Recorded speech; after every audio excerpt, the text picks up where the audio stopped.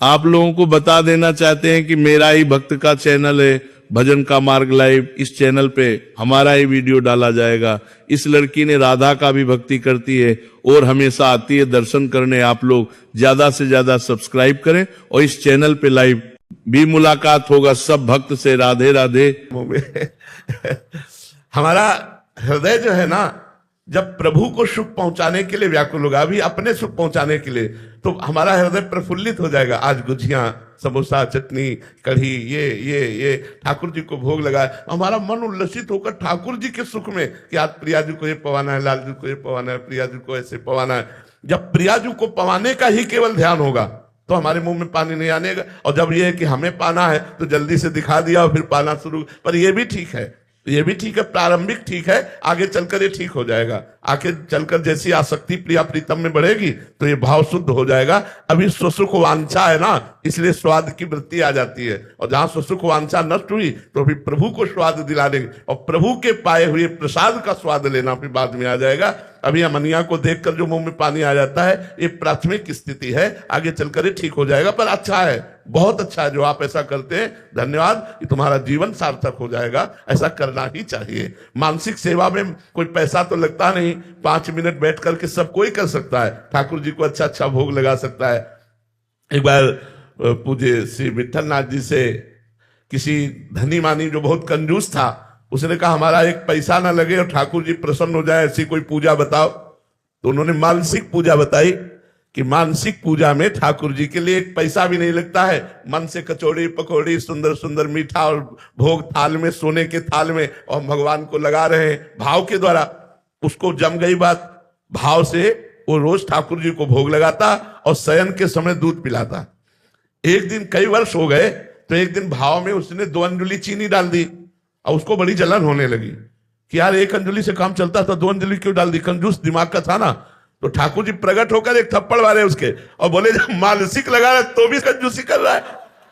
तो ठाकुर जी ने उसकी सेवा स्वीकार की और प्रकट होकर के उससे विरोध में एक चपत लगाई और कहा मानसिक भोग लगा रहा है, तेरा क्या जा रहा है, फिर भी तू जल रहा है कि 1 अंजुली चीनी ज्यादा हो गई। तो मानसिक सेवा ठाकुर जी बहुत जल्दी स्वीकार करते हैं, और इसमें किसी भी प्रकार का बाहरी कोई वस्तु की आवश्यकता नहीं। आप सुंदर सुंदर भोग लगा सकते हैं, सोने की थाली, चांदी की कटोरी और विविध प्रकार के पदार्थ, और सामने ठाकुर जी अपने हाथ से उनको पवा रहे, ठाकुर जी मुस्कुरा रहे। ऐसा 5 मिनट 10 मिनट अगर करोगे तो ये सिद्ध पूजा है, इसका फल अवश्य प्राप्त होता है जी। रोहित दुबे जी मुंबई से। राधे राधे महाराज जी। महाराज जी, आपने बताया था कि किसी को भी भाग्य से भगवत प्राप्ति नहीं होती, फिर कुछ ही लोगों में आध्यात्मिकता में रुचि काफी प्रारंभिक अवस्था में अपने आप कैसे होती है? ये क्या पूर्व जन्म के कुछ शुभ कर्मों का फल है? सत्संग, मति कीरति गति भूति भलाई, जब जेहि जतन जहां जेहि पाई, सो जानो सत्संग प्रभाऊ, लोकों वेद न आन पाओ।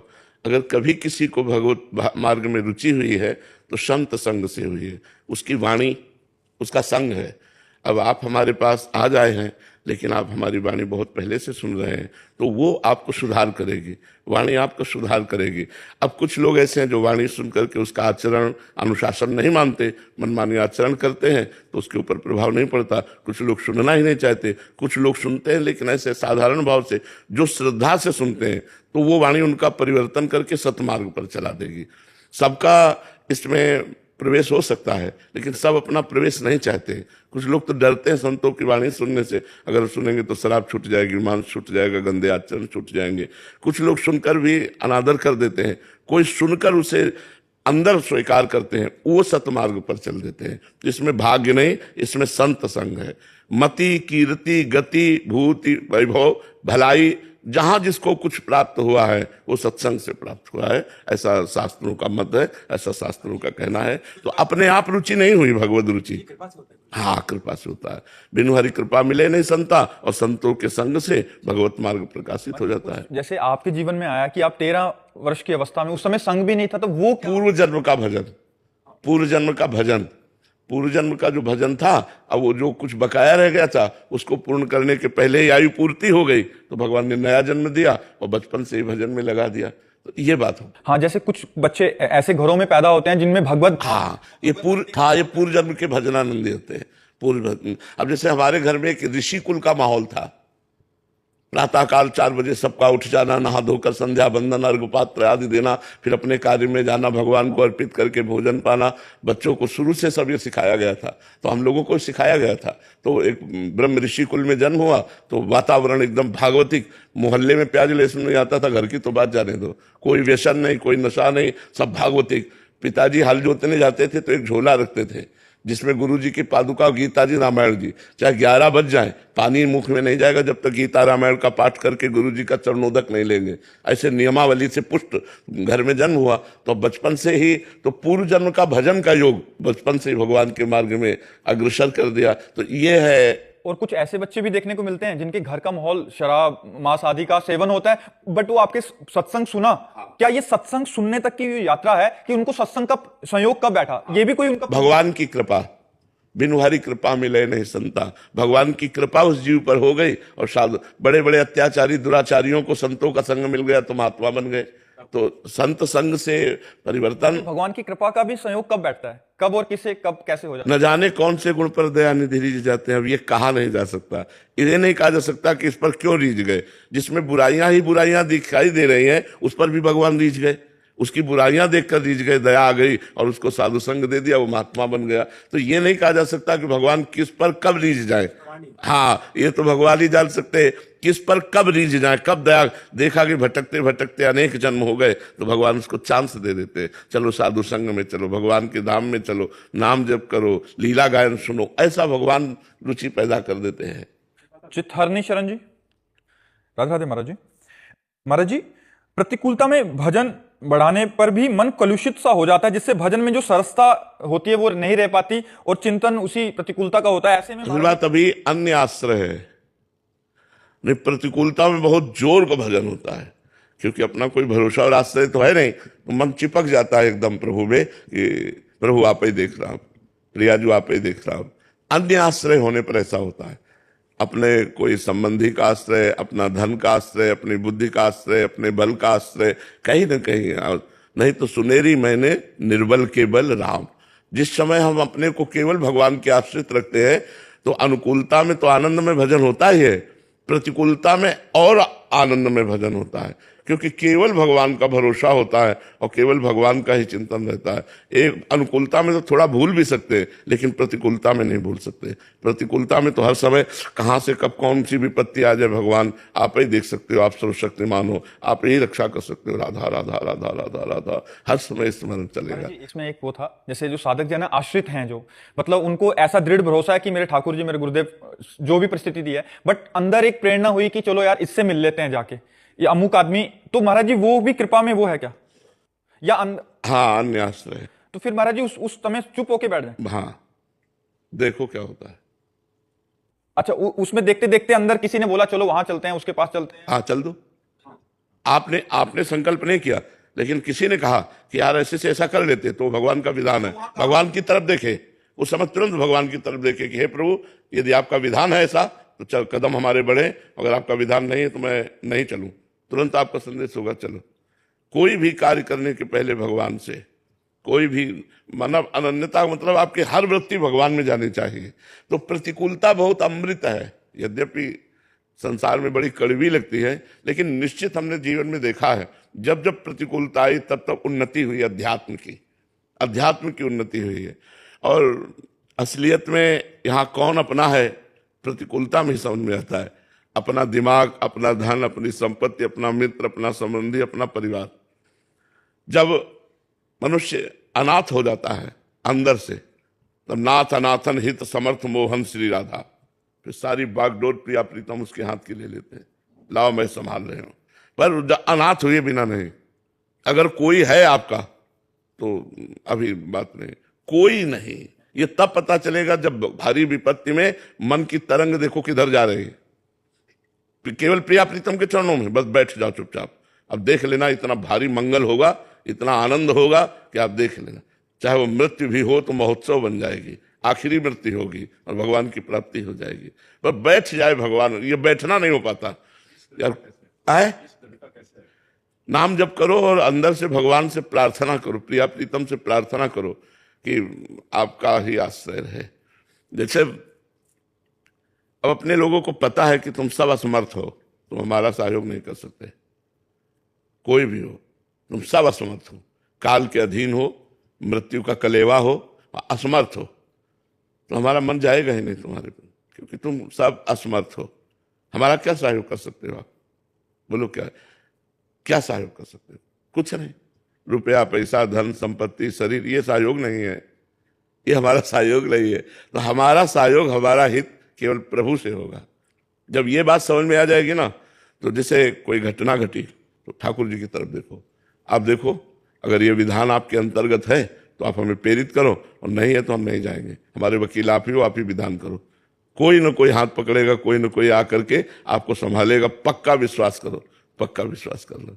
हम तो बहुत हजारों बार ये सब देख चुके हैं, हजारों बार देख चुके हैं, मतलब एक दो बार नहीं, हजारों बार देख चुके हैं। अब हमारे तो और कोई आश्रय है ही नहीं, और कोई आश्रय है ही नहीं। जैसे कोई कहता भी ना कि आप कभी ऐसा ऐसा, तो हमको काल का कलेवा नजर आता है कि ये काल का कलेवा, ये हमारा क्या सहयोग करेगा?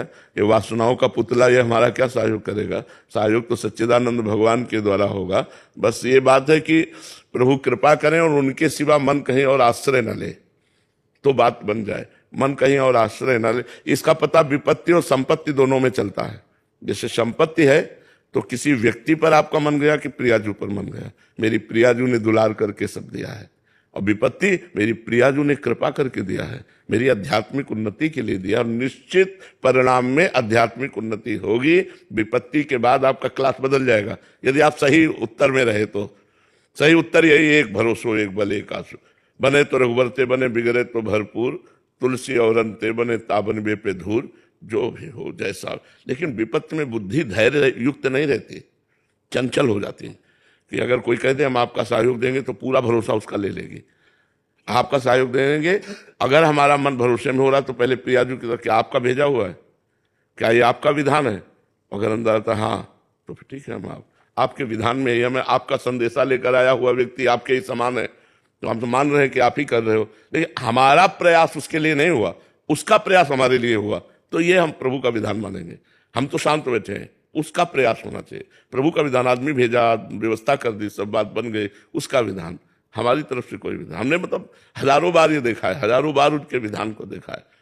तो विपत्तियां आती तो हमारे कर्मों के परिणाम स्वरूप ही है, लेकिन अब हमारा कर्म हमको परास्त नहीं कर सकता, क्योंकि हम भगवान के अधीन है, भगवान के अधीन। तो प्रतिकूलता में तो और चिपक जाना चाहिए चित्त, अनुकूलता में तो थोड़ा प्रमाद आने की संभावना है कि सब सुख सुविधाएं हैं तो हम प्रभु को, लेकिन प्रतिकूलता में तो बिल्कुल कोई सहयोगी नहीं, उसमें तो केवल राधा राधा राधा राधा राधा राधा, एकदम हृदय चिपक जाए प्रभु के चरणों में, ऐसा होना चाहिए।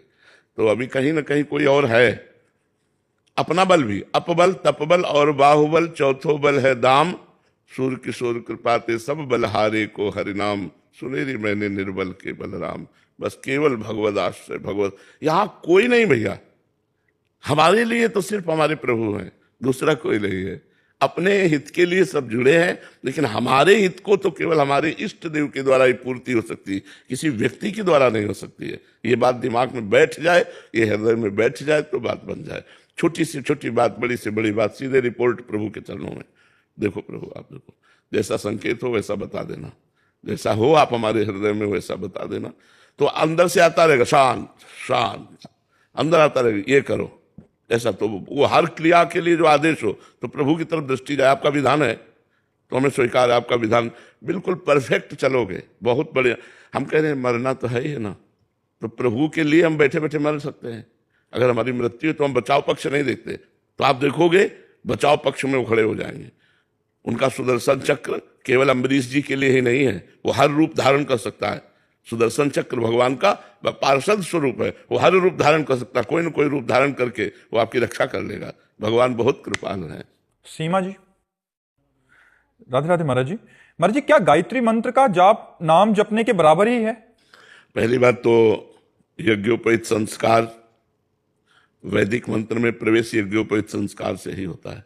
गायत्री महापवित्र वैदिक मंत्र है, तो गुरु के द्वारा प्रदत्त होना और पवित्र अवस्था में बैठ करके उसका अनुष्ठान करना, तो फिर वो भगवान की तरफ ले जाता। वैदिक मंत्र है, परम पवित्र मंत्र, जिसका अनुष्ठान करने पर बुद्धि परमात्मा में स्थित होती है। उसके लिए पवित्रता और संविधान, ऐसे नहीं चलते फिरते और गुरु मंत्र नहीं मिला और आप जप रहे, ऐसे नहीं। वो गुरु के द्वारा प्रदत्त हो वैदिक सिद्धांत के अनुसार, और वो संध्या वंदन करते हुए फिर गायत्री का जप है।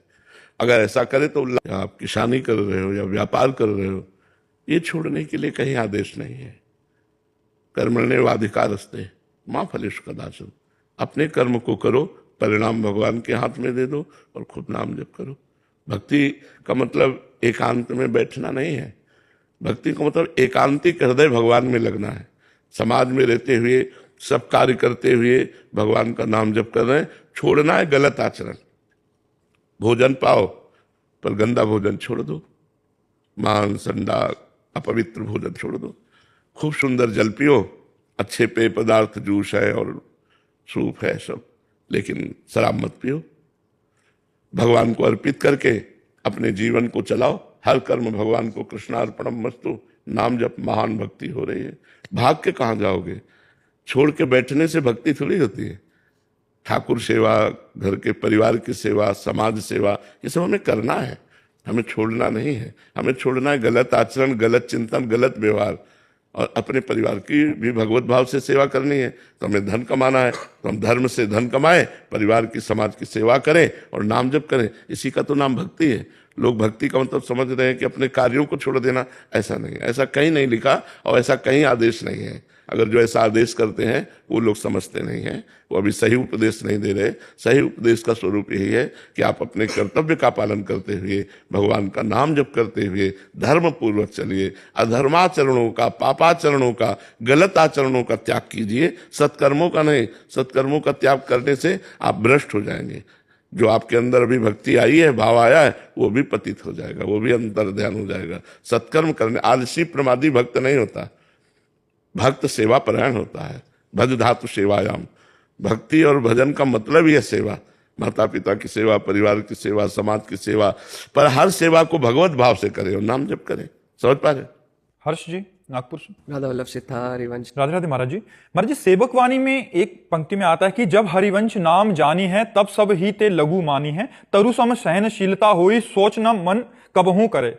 महाराज जी, आज के समय में बड़े बड़े शहरों के बीच में रहते हुए महाराज जी ऐसा व्यवहार रख पाना, वर्णित जो लघुता, सहनशीलता और निश्चिंतता का भाव जीवन में उतारते हुए, कहीं भी हो, जो हमारा स्वभाव है तो हमारे स्वभाव में अंतर नहीं हो। जब हरिवंश नाम जानिए तब सब हिंते लघु मानिए, हंसी बोले बहुमानते, तरु सम सहनशीलता होए, परम उदार कहे सब कोई, सोच न मन कबहू करे। जब हमसे श्री हरि, जब हमसे कोई बोले श्री हरि, अब जैसे बड़े भगत बनते हो राधा राधा राधा राधा राधा, हमारा व्यवहार मृदु ही होना चाहिए। हमारा कटु व्यवहार नहीं होना चाहिए कि हमारा उपहास कर रहा है तो हम क्रोधित हो गए। नहीं, जो उपहास कर रहा, गाली दे रहा, राधा राधा राधा राधा राधा। तरु समशैल, वृक्ष को जैसे ईंट मारो तो कुछ वो देगा ही, फूल, पत्ता, छाल कुछ देगा, छाया, हवा, आपको नुकसान नहीं पहुंचाएगा वृक्ष।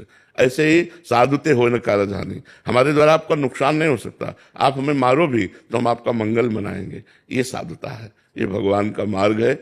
इस मार्ग में बहुत कठिनता से चला जाता है। तो यही कठिनता है कि अब हमें कोई गाली दे रहा, हम पलट के गाली नहीं दे सकते।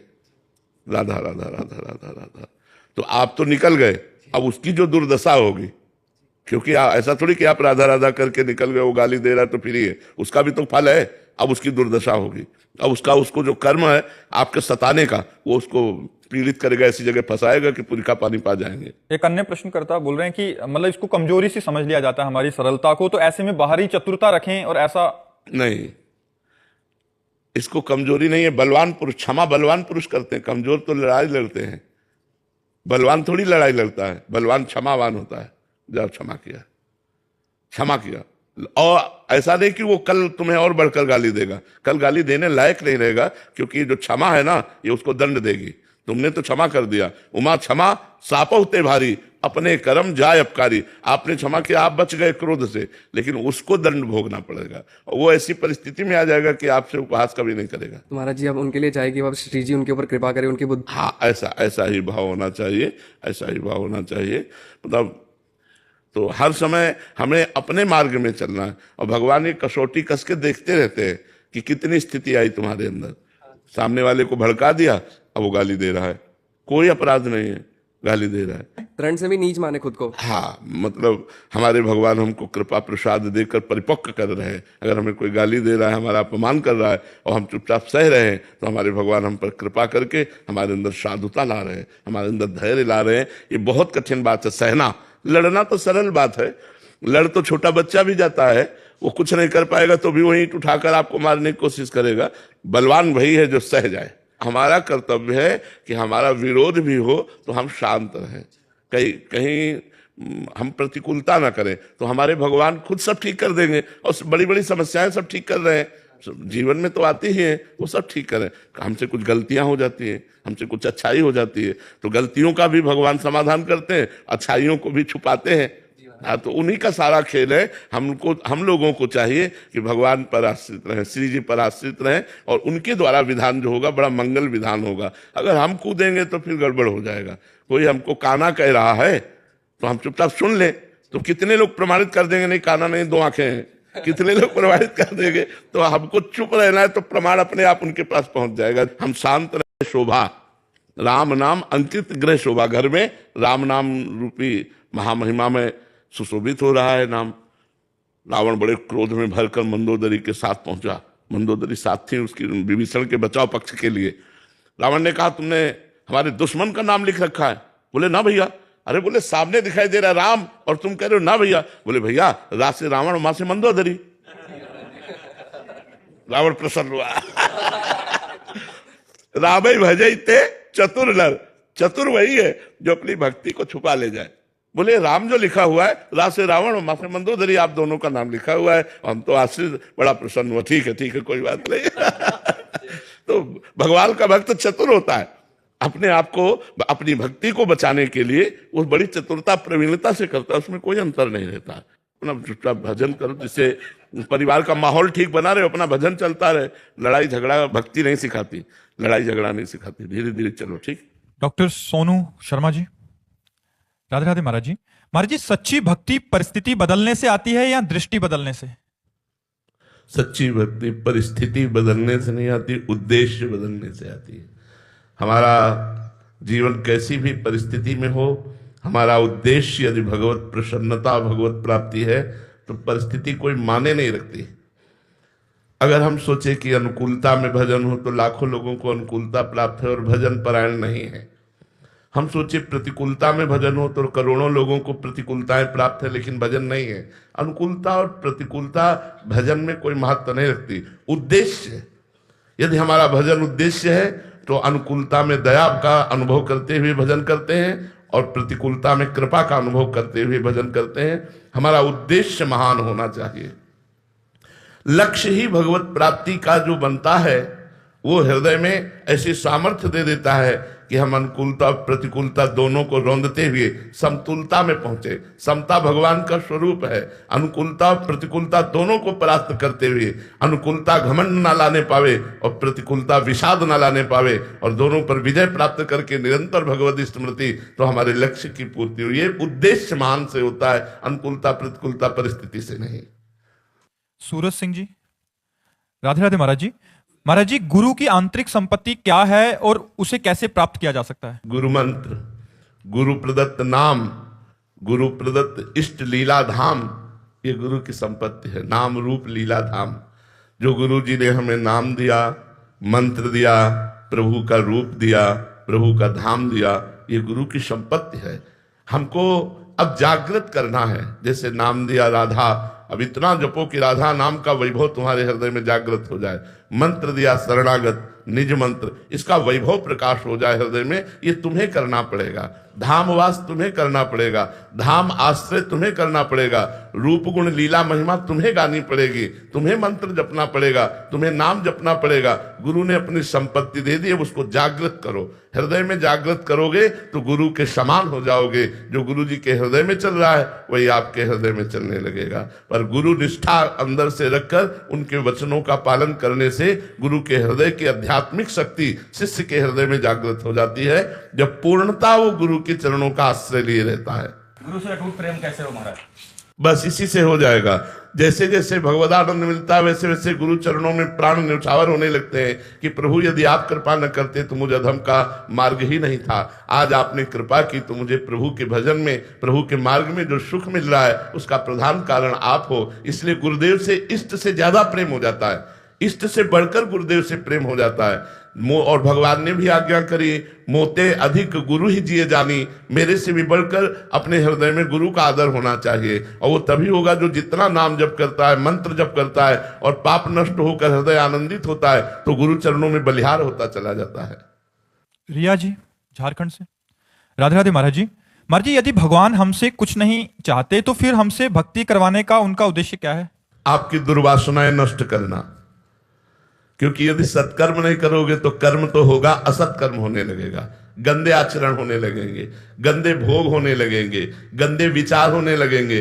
और गंदे भोग, गंदे आचरण, गंदे विचार निगेटिव भाव को जन्म देते हैं। निगेटिव भाव आपको डिप्रेशन में करने तक पहुंचा देगा। इसलिए भगवान आपको सत्कर्म करने को कहते हैं कि आप सत्कर्म कीजिए तो आपका पॉजिटिव विचार आपको परमानंद तक पहुंचा देगा। जैसे निगेटिव विचार बढ़ जाए तो तक पहुंचा देता है, ऐसे पॉजिटिव विचार आपको परमानंद तक पहुंचा देगा। आपको शुद्ध करने के लिए, आपको आनंदित करने के लिए, आपके विचार पावन करने के लिए, आपका जीवन महान बनाने के लिए भगवान ने भक्ति करने की आज्ञा दी है। मन मना भव मद भक्तो माद्याजी माम नमस्कुरु, मेरा भक्त बन, मेरे को नमस्कार कर, मेरी पूजा कर, मेरा अनन्य भाव से स्मरण कर। इसलिए भगवान ने ऐसा आदेश किया। अगर भगवान ऐसा आदेश न करते तो हम गर्त में चले जाते, हम गलत मार्गों में चले जाते। और जो भगवान का आश्रय नहीं लिए, अध्यात्म से अपरिचित है, उनका जीवन बड़ा नर्क जीवन है, बड़ा अशांत जीवन है, बड़ा दुखमय जीवन है, समाज को दुख देने वाला जीवन है। इसलिए भगवान ने हमें भक्ति का आदेश किया। नैन्सी जी कटनी से। राधे राधे महाराज जी। महाराज जी, मेरा प्रश्न है कि ये कृपा और प्रेम का आनंद सबको क्यों अनुभव नहीं होता? परिवारजन ये समझ ही नहीं पा रहे कि मुझे ये प्रतिकूलता लग रहा है कि भगवान ने गीता जी में कहा है कि भोगेश्वर प्रसक्ता नाम तयापहृत चेतसाम व्यवसायत्मिका बुद्धि समाधो न विधीयते। जिसकी बुद्धि भोग में लगी हुई है, ऐश्वर्य मान प्रतिष्ठा में लगी हुई है, वो भगवान के भजन में नहीं लगती, उनका भगवत प्राप्ति लक्ष्य नहीं बनता। इसलिए समझाने पर भी उनकी समझ में नहीं आता। इतनी बात केवल उनको समझ में आती है कि रुपया कैसे बढ़े, हमें भोग सामग्री कैसे मिले, इतनी मांग होती है। उसी मांग के लिए वो पूजा भी कर सकते हैं, लेकिन उनको भगवत प्राप्ति, परमानंद की प्राप्ति या मोक्ष प्राप्ति आदि का कोई संकल्प नहीं रहता, कोई उद्देश्य नहीं रहता। कारण है भोग और ऐश्वर्य के द्वारा उनके चित्त का अपहरण कर लिया गया है। जो भोग और ऐश्वर्य का गुलाम बन चुका है वो भगवत प्राप्ति का लक्ष्य नहीं कर सकता। यदि उसे भी सत्संग मिल जाए और वो लक्ष्य बना ले तो भोग और ऐश्वर्य को परास्त करके भगवान की प्राप्ति कर सकता है। तो प्रायः लोग भोग और ऐश्वर्य में लगे हुए हैं, इसलिए चित्त वृत्ति भगवान में नहीं लग रही। वैसे भगवान की तो सब पर बराबर दया है, बराबर कृपा है। भगवान कहते हैं स्वयं सब पर मोरी बराबर दया, सब पर भगवान बराबर दया कर रहे हैं। जैसे वर्षा हो रही है पर आप छाता लगाए हैं तो भीगेंगे नहीं, तो कृपा की वर्षा हो रही है पर आपके अंदर अहंकार का, काम क्रोध लोभ मोह का छाता लगा हुआ है जिससे आप भीग नहीं रहे हो। यदि सत्संग मिले और आप नाम जप के द्वारा इन विकारों पर विजय प्राप्त करें तो अभी आनंद आ जाए, अभी कृपा में डूबने लगो। सब पर कृपा है पर सब लोग भगवान की कृपा का अनादर करते हैं। सब भगवान कृपा करके साधु संग दिए, ये दुर्लभ बात है। सुत दाराधन लक्ष्मी पापियों के घर होए, संत समागम हरि कथा तुलसी दुर्लभ दोय। गोस्वामी तुलसीदास जी महाराज कह रहे संत समागम हरि कथा ये दुर्लभ वस्तु है। सुत दाराधन लक्ष्मी पापियों के घर हो, पापी के पास भी ये सब मिलेगा, लेकिन संत समागम हरि कथा, संत समागम हरि कथा क्या करती है? विषय राग को मिटाकर भगवान से अनुराग करा देती है। विषय राग के कारण लोग भगवान की तरफ नहीं चल पाते। सोमा दास जी दिल्ली से। राधे राधे महाराज जी। महाराज जी, क्या हमारे बुरे कर्म या पूर्व की जो लाइफ थी उसमें अगर कोई बुरे कर्म एवं अपराध हुए हैं तो क्या उन्हें भुगतना होगा या हम उसके प्रभाव को नाम जप से काट सकते हैं, कम कर सकते हैं? कम हो सकता है, मिटा तो नहीं सकते। कम हो सकता है कि जैसे हमारी किडनी फेल है तो फेल ही है, पर जो किडनी फेल का परिणाम है वो नहीं है। जैसे किडनी फेल का परिणाम पड़े रहना, पीड़ित होकर के खिन्न रहना, एकदम डिप्रेशन में से बने रहना, वो नहीं है। हम नित्य निरंतर उत्साहित रहते हैं, हमारे शरीर में एक अलौकिक ऊर्जा रहती है। हम हर देखो घंटों से लगे हैं, हमारी जो पर्सनल साधना है वो तो सुबह से शुरू ही है, सुबह के अर्धरात्रि से, और फिर आपकी समाज सेवा 5:30 बजे से शुरू हो जाती है और अनवरत चलती है, अनवरत। बोलना है, प्यास लगी है, पानी नहीं है, क्योंकि हम पानी बहुत लिमिट पीना पड़ेगा किडनी डायलिसिस के लिए, तो किडनी फेल है, पर उसका प्रभाव हमको प्रभावित नहीं कर पा रहा, ये नाम का प्रभाव है। तो नाम हमारे को सहने की सामर्थ्य देता है, नाम रोग या विपत्ति या दुख के कष्ट के प्रभाव को कम कर देता है, पूर्व के बन गए प्रारब्ध को मिटाता नहीं है। मिटा भी सकता है तब जब भगवत प्राप्ति का लक्ष्य नहीं होगा। अगर भगवत प्राप्ति का लक्ष्य बन गया है तो भोगना पड़ेगा, नहीं तो कौन सा ऐसा कार्य है जो भजन से ना हो सके? क्या नहीं हो सकता भजन? एक संत भगवान थे, तो बड़े सिद्ध महापुरुष, एक गरीब आदमी जाता और कहता, महाराज हमारे कैंसर हो गया है, पूरा परिवार चलाता हूं, अगर मैं मर गया तो पूरा परिवार हमारा बिखर जाएगा, चलो ऐसे कह देते, चलो। वो रोज आकर के बैठ जाता। तो एक दिन कुल्ला कर रहे थे, ऐसे कुल्ले का पी कैसे, बोले जाओ कैंसर खत्म, कैंसर उनका खत्म। और उन्होंने उनका कैंसर अपने पैर पे ले लिया, फिर इतना पैर उनका कटवाना पड़ा, इतना पैर। महापुरुषों का हृदय कितना करुणामय कि उस रोग को अपने ऊपर लेकर स्वयं अपना पैर कटवा दिया और उसको ठीक कर दिया।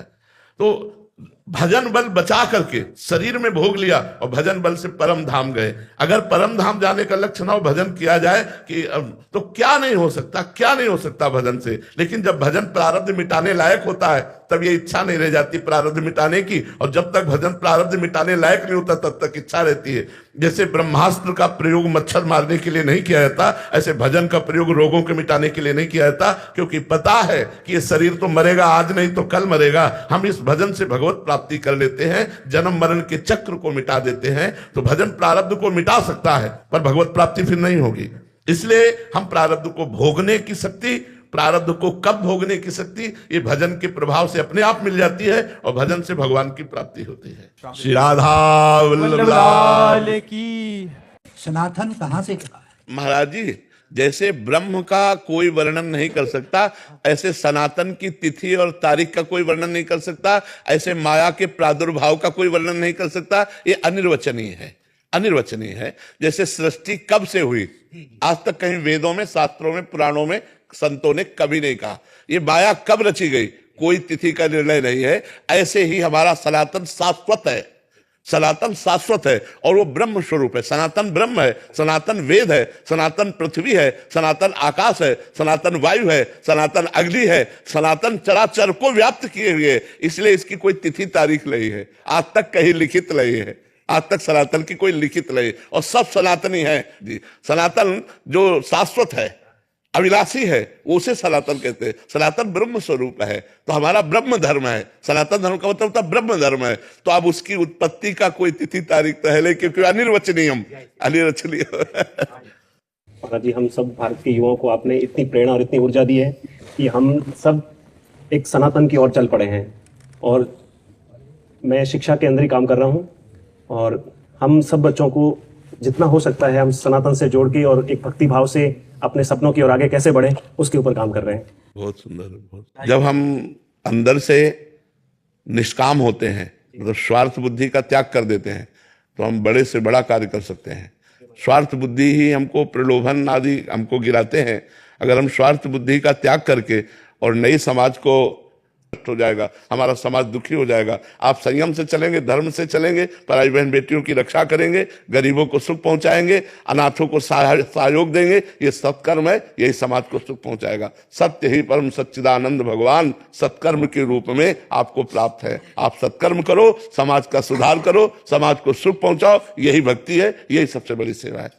बिहार से महाराज जी भजन गाते हैं, एक लाइन हमारे बिहार में भोजपुरी बोली जाती है, सुनाते हैं कि नाही देखनी देवी देवता, नाही कोई भगवान हो, नाही देखनी देवी देवता, अरे नाही कोई भगवान हो, आहे रौवे में हम देखनी गुरुजी लौके ले घनश्याम हो, अरे रौवे में हम देखनी गुरुजी लौके ले घनश्याम हो, कि जहिया से सुनले बानी राउर सत संगवा, ओही दिन से छूटल बाटे मोह माया के रंगावा।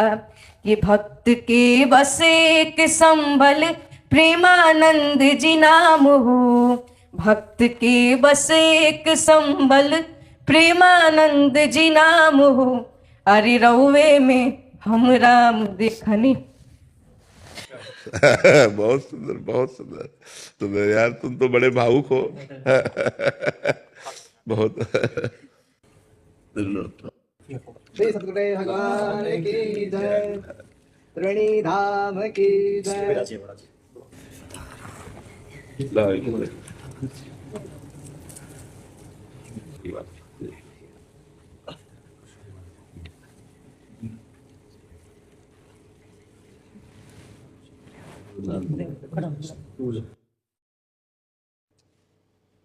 प्रभु मुस्कुरा रहे हैं, विराजमान होकर प्रभु मुस्कुरा रहे, आनंदित हो रहे हैं। ये श्री जी का प्रसाद है महाराज जी।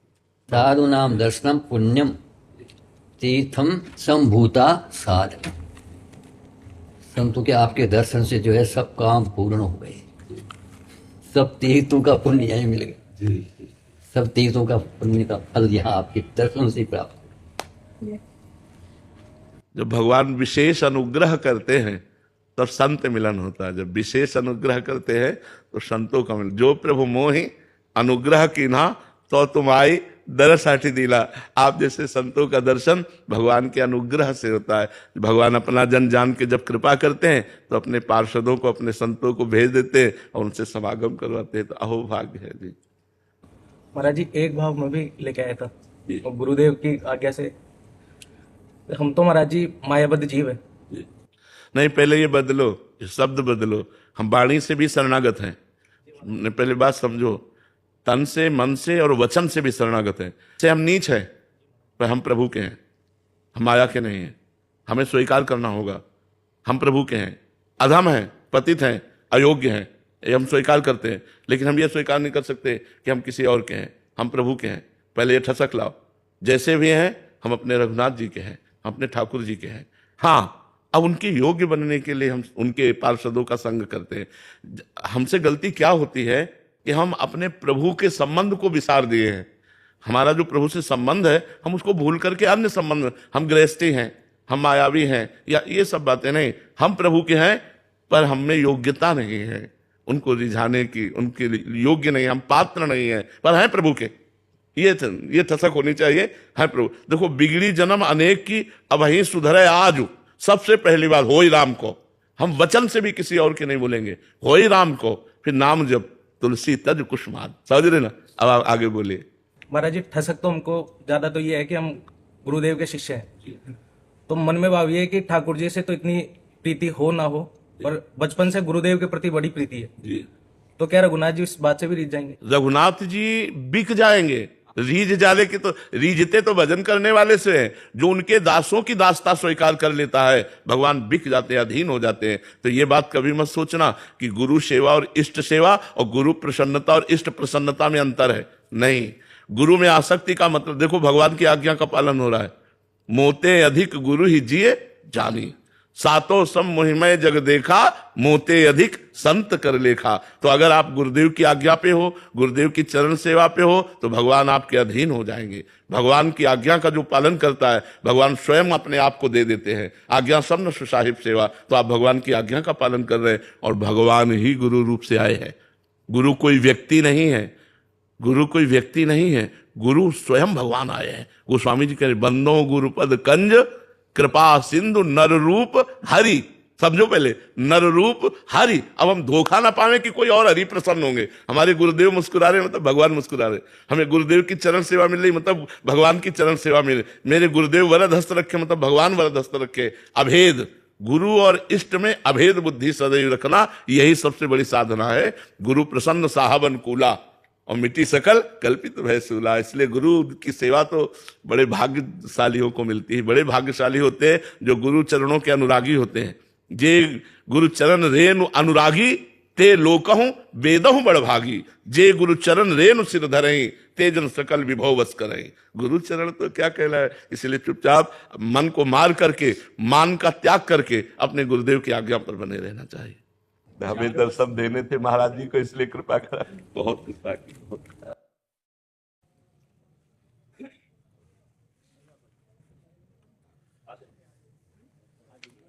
महाराष्ट्र से अहिल्यानगर। महाराज एक दंड क्रम एक कभी पारायण हुआ था, 50 दिन तक एक ही श्लोक को वेद के मतलब कई प्रकार ढंग से बोलना, पीछे आगे आगे पीछे ऐसे करके, तो मतलब आपने मतलब बहुत कम उम्र में उसका पारायण किया महाराज जी। यजुर्वेद का शुक्ल माध्यम शाखा का संहिता जो है उसी का पारायण हुआ था। दंडक्रम पारायण उसके जैसे अष्टविकृति है, जटा, माला, शिखा, रेखा, ध्वज, दंड, रथ और घनपाठ जिसको बोलते हैं, घनपाठी ब्राह्मण जिसको बोलते हैं, उसी प्रकार में अध्ययन किया है अष्टविकृति का। उसमें दंडक्रम नाम की एक विकृति है, तो उसका अध्ययन किया। तो विकृति का ये इसलिए है कि जो मूल मंत्र है संहिता के अपने वेद मंत्र है, वेद मंत्रों का जो स्वरूप है